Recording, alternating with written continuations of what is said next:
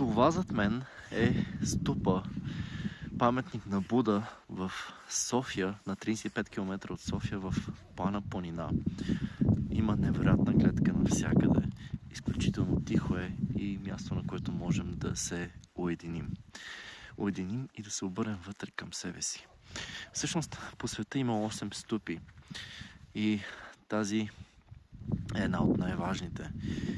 И за будизма могат да се разказват много неща.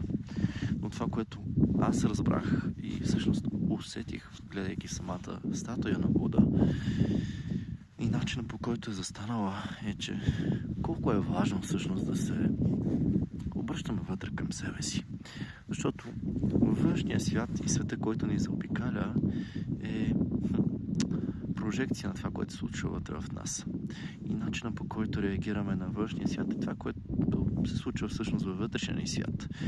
Така че изключително важно е вътре в нас да бъдем устойчиви, ако под някаква форма искаме навън да бъдем устойчиви, независимо дали развиваме бизнес, инвестираме в имоти или каквото и да било да правим. Така че, мили хора, развивайте вътрешния си свят, обръщайте се към нещата, в които вярвате, защото не е нужно това да е независимо коя религия или в какво вярвате като цяло, Бог, Господ, Етър, Вселената, но независимо в какво вярвате, развивайте вас самите, защото преди време чух нещо много ценно и интересно. Един от първите ми ментори в живота. Той каза, робът се цели към свобода, а свободният към съвършенство.